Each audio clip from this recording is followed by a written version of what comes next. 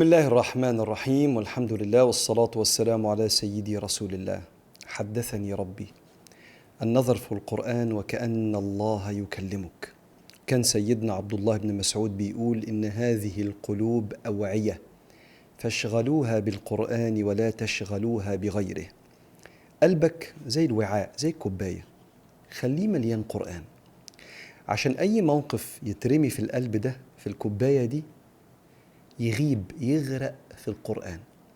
انت بتعدي في حياتك بأربع مواقف كبيرة قوي، انت إما في طاعة وإما في معصية وإما في نعمة وإما في بلاء. والقرآن ربنا كلمنا فيه، كلم كل واحد فينا فيه. لما يطيع ربنا يفكر ازاي بحيث يطلع من الطاعة متواضع أكتر، محب ومقبل على الله أكتر، ورحيم بالخلق أكتر، موجود في القرآن. لما تعصي القرآن قال لك تعمل إيه، ازاي تتوب وازاي تقرب لربنا وازاي تنجو من انك تغرق في الذنب ده. فاقرأ القرآن وكأن ربنا بيكلمك، واملأ قلبك وعاءك بالقرآن عشان تنجو من سيطرة المعاصي. لما تجيلك نعمة ازاي الإنسان يرضى بيها ويشوفها كبيرة ويشوفها هدية من ربنا سبحانه وتعالى ويدوق غيره منها ويشعر بالاكتفاء والغنى بهذه النعمة، ولا تشغله النعمة عن المنعم فيبقى غافل بسبب عطاء ربنا، ولا تشغله النعمة عن المنعم فيبقى غافل بسبب عطاء ربنا. فخلي قلبك مليان قرآن عشان لما النعمة تيجي تفضل مع ربنا. البلاء، القرآن اللي ربنا بيكلمنا بيه ممتلئ بقصص الناس اللي عدى عليها بلاء، من عوام الناس ومن الصالحين ومن الأنبياء، وكلهم قدوات لينا، بيعلمنا ربنا في كل أزمة نتصرف إزاي. فاملأ قلبك بالقرآن عشان أي موقف يجي على قلبك الوعاء ده يلاقي قرآن يرد عليه ويوجهه. حدثني ربي، وده الهدف من البودكاست ده. وصلنا مع بعض لسورة النساء. سيدنا عبد الله بن مسعود صاحب النبي، اللي النبي بيقول من أراد عليه الصلاة والسلام من أراد أن يقرأ القرآن غضا طريا كما أنزل فليقرأه على قراءة ابن أم عبد، اللي هو سيدنا عبد الله بن مسعود. كان بيقول سيدنا عبد الله بن مسعود في سورة النساء 5 آيات ما يسرني أن لي بها الدنيا وما فيها. عندي 5 آيات في سورة النساء يا مسلمين، ابن مسعود بيقول لك كده، أحلى من الدنيا كلها. قلنا له إيه يا سيدنا ابن مسعود؟ قال 1 إن تجتنبوا كبائر ما تنهون عنه نكفر عنكم سيئاتكم وندخلكم مدخلا كريما. 2 إن الله لا يظلم مثقال ذرة وإن تك حسنة يضاعفها ويؤتي من لدنه أجرا عظيما. 3 إن الله لا يغفر أن يشرك به ويغفر ما دون ذلك لمن يشاء. 4 ولو أنهم إذ ظلموا أنفسهم جاءوك فاستغفروا الله واستغفر لهم الرسول لوجدوا الله توابا رحيما. 5 ومن يعمل سوءا أو يظلم نفسه ثم يستغفر الله يجد الله غفورا رحيما. 5 آيات في سورة النساء، كل آية سيدنا ابن مسعود بيقول دول أحلى من الدنيا وما فيها بالنسبة لي. أول آية إن تجتنبوا كبائر ما تنهون عنه، بيني وبينك كده بقى أوتوماتيك على طول اللي يحصل نكفر عنكم سيئاتكم وندخلكم مدخلا كريما. معنى الآية لو بعدت عن الكبائر ده ضمان من ربنا أنه يسامحك عن الصغائر. يعني البعد عن الكبائر ده توبة لوحده، ده استغفار لوحده من غير ما تستغفر عن الصغائر دي. بعدك عن الكبائر يساوي مسامحة الله ليك عن الصغائر. الكبيرة هي كل ذنب ربنا لما ذكره في القرآن أو النبي في السنة عليه الصلاة والسلام ذكروا إما بلفظ أنه كبيرة أو توعد، يعني هدد بالعذاب الشديد أو الطرد من الرحمة أو اللعنة. أشهرهم 7 الموبقات كما قال صلى الله عليه وآله وسلم اجتنبوا 7 الموبقات. موبقات يعني مهلكات. قلنا وما هن يا رسول الله؟ قال الشرك بالله والسحر وقتل النفس التي حرم الله إلا بالحق وأكل الربا وأكل مال اليتيم والتولي يوم الزحف، إن يكون في عدو معتدي على دينك أو وطنك وانت تفر، والتولي يوم الزحف، وقذف المحصنات المؤمنات الغافلات، انك تتكلم على ست شريفة في شرفها، دي أكبر الكبائر. وقال صلى الله عليه وسلم في حديث آخر واليمين الغموس، إن أنا أحلف أقسم بالله على حاجة كذب بيغمس صاحبه في النار وأشهره طبعا في البيع والشراء. وقال عليه الصلاة والسلام: ألا أنبئكم بأكبر الكبائر؟ قلنا بلى، قل لنا يا سيدنا النبي عليه الصلاة والسلام. فقال: الشرك بالله وعقوق الوالدين. وكان متكئا فجلس. كأن في موضوع كبير بقى هيتقال دلوقتي، اسمعوني. وكان متكئا فجلس، رغم ان الشرك بالله حاجة كبيرة قوي وعقوق الوالدين حاجة كبيرة قوي، بس اسمع اللي جاية دي. قال: ألا وقول الزور، الافتراء على خلق الله بالبهتان والكذب. ألا وقول الزور، ألا وشهادة الزور، ألا وقول الزور. قعد يقولها 3 مرات عليه الصلاة والسلام، حتى قلنا كفاية يا سيدنا النبي، يا ليته سكت. ولما سئل النبي صلى الله عليه وسلم عن أكبر الكبائر قال: أن تجعل لله ندا وهو خلقك، يبقى في إله تاني وهو ربنا اللي خلقك سبحانه وتعالى. قلنا ثم أي؟ قال: أن تقتل ولدك خشية أن يطعم معك، زي ما كانوا زمان بيقتلوا أولادهم وبناتهم عشان يخافوا عليهم ما يبقاش في رزق فيقتلوهم. ولا تقتلوا أولادكم خشية إملاق، خشية الفقر يعني، نحن نرزقهم وإياكم.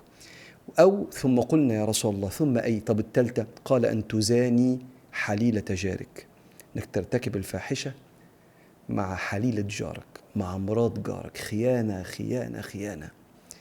طيب هذه الكبائر تغفر بالتوبة وبرد الحقوق لأهلها، لأن ربنا بيغفر كل شيء. لكن لو اجتنبت الكبائر اللي أنا حكيت لك عنها دي وغيرها من الكبائر اللي ذكرها الإمام الذهبي في كتاب الكبائر، وهي تقريبا حوالي 72 كبيرة، لو تجنبتها مبروك. الصغائر اللي بتقع منك الطبيعية اللي بتحصل منك بشكل طبيعي كإنسان، ربنا يغفرها لك، مش لأنك تبت، لأنك تجنبت الكبائر. الآية الثانية: إن الله لا يظلم مثقال ذرة وإن تك حسنة يضاعفها ويؤتي من لدنه أجرا عظيما. الله لا يظلم مثقال يعني مقدار ذرة. الذرة عند العرب زمان إما كانت راس النملة اسمها الذرة، الراس بتاعت النملة، أو حبة الرمل، أو عارف لما تبقى فاتح الشباك وفيه تراب في الجو فحرارة الشمس أو عذرا ضوء الشمس يخش يبين فيه تراب كده، أهو التراب اللي بيطير ده الواحدة منه عند العرب اسمها الذرة. لسه ما كانوش اكتشفوا الذرة بتاعتنا اللي ملهاش وزن خالص دلوقتي ولا ترى بالعين المجردة، كانت عندهم دي الذرة. فلا في الطاعة ولا في المعصية ربنا هيظلم. مفيش عمل صالح هتعمله ولو محدش في الكون شافه إلا الله مش هيظلمك، هتلاقيه في الميزان. فمن يعمل مثقال ذرة خيرا يراه. كم صباح الخير اللي بتبدأ بيها وسلام عليكم اللي بتبدأ بيها وحقك عليا وأنا آسف وشكرا وكتر خيرك ومن فضلك، كلمات انت بتقولها بالسجية، انت ده الديفولت بتاعك زي ما بيقول، ده الطبيعي بتاعك. بس لا، انت الطبيعي بتاعك شريف قوي. انت كل ده هيتجمع وتلاقيه يوم القيامة يمكن ده اللي يتقل ميزانك، لأن الله لا يظلم مثقال ذرة. نفس الكلام برضو السخافة اللي الواحد بيقولها والكلام اللي بيسمم البدن والطريقة اللي الواحد بيبص بيها والاحتقار اللي ممكن يكون في عينيه والنظرة اللي فيها استهوان كده، الحاجات دي كلها خد بالك دي فيها أذية للخلق، فيها أذية للخلق. والله قد تجد الأشياء دي لو ما تبتش عنها في ميزان السيئات. إن الله لا يظلم مثقال ذرة. وإيه كمان يا رب؟ وإن تك حسنة يضاعفها ويؤتي من لدنه أجرا عظيما. عملت حسنة الله يستقبلها ويضاعفها، مش هتلاقيها حسنة. قال صلى الله عليه وسلم: من تصدق بعدل تمرة من كسب طيب، بلح بس مال حلال، فإن الله يقبلها بيمينه ثم يربيها لأحدكم كما يربي أحدكم فلوه، الحصان بتاعه، حتى تصير يوم القيامة في الميزان مثل جبل أحد، قد جبل أحد. تمرة أنت أصلا ناسي أنك طلعتها، ولا عزمتني عليها وأنت بتفطرني عندك، ولا وزعتها في الإطعام.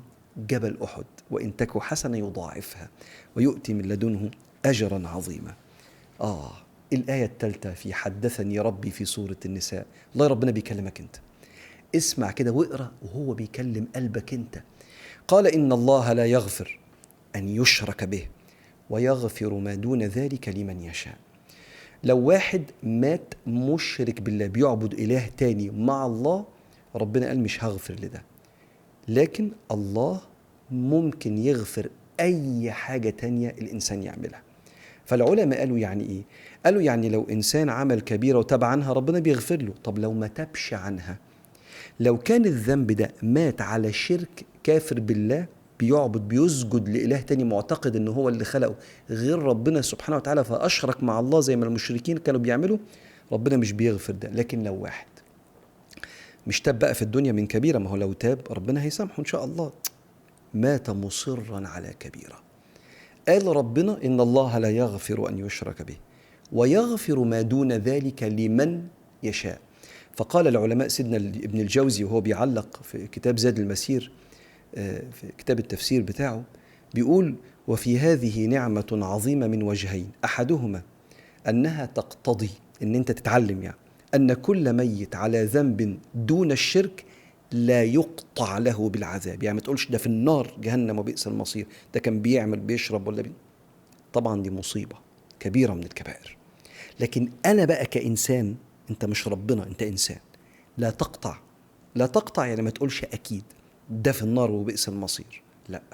وياما شفناها واحنا بنكتبها على الفيسبوك، لما يموت واحد مش على مزاجك ولا مش على رأيك، تشوف الكومنتس ازاي بيدخلوه النار. لا تقطع لهذا الإنسان بالعذاب وإن مات مصرا. قال: والثانية أن تعليق الله بالمشيئة، يعني لما قال ويغفر ما دون ذلك لمن يشاء، قال فيه أن تكون على خوف وطمع. لا استنى، أنا بقى اللي عايش بقى مش اللي مات، أنا اللي عايش. لا، أنا عايز أتوب من الكبائر، لحسن ده أنا بخاطر بحياتي، أروح عند ربنا شارب للخمر ولا زاني ولا باكل مال الناس ولا مؤذي ولا بغتاب ولا بنم ولا بسخر، كلها كبائر. لا يا عم، ما ممكن ربنا ما يغفرليش، أنا بخاطر بآخرتي ليه؟ ففيها المعنيين، للي مات لا نقطع له لأن ربنا ممكن يغفر له، وللي عايش توب إلى الله، ما تروحش ربنا بالكبائر.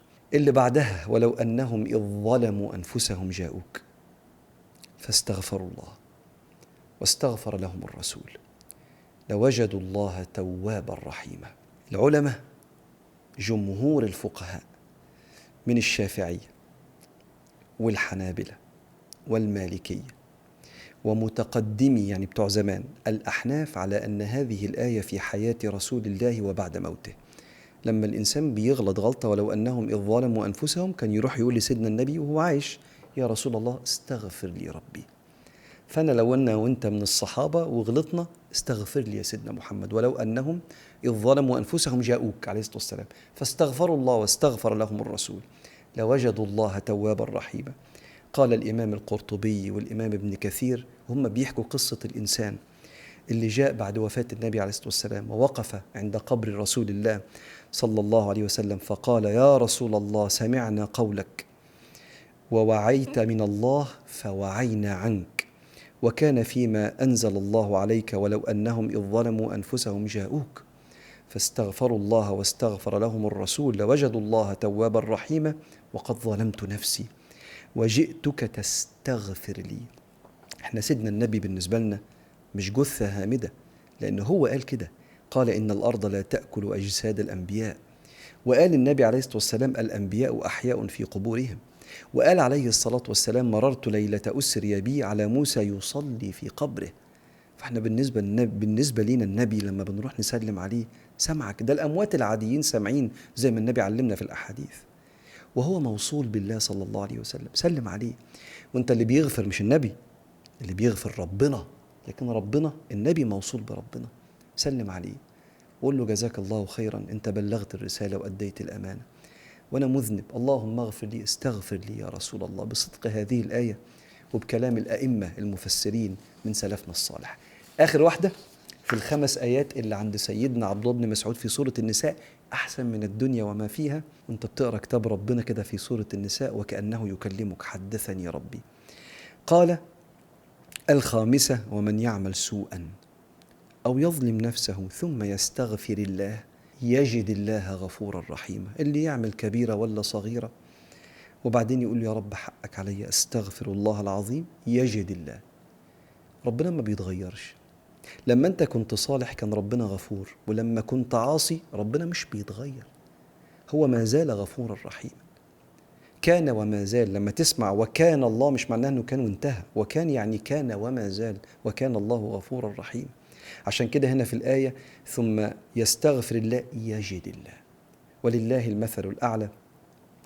أكنك كده إيه، عارف، زعلت أبوك ولا أمك ففضلت الأم زعلانة منك لكنها بتحبك، فلما رجعت اتأسفت قالت لك: يا ابني أنا زي ما أنا، مهما غلطت قلبي أبدا ما يقساش عليك يا ابني. ما بالك ربنا وله المثل الأعلى. مالكش غيره، يجد الله غفورا رحيما. عشان كده يا صديقي دول ال5 آيات في حدثني ربي، وانت بتقرأ سورة النساء اقرأها كده وكأن الله يكلمك.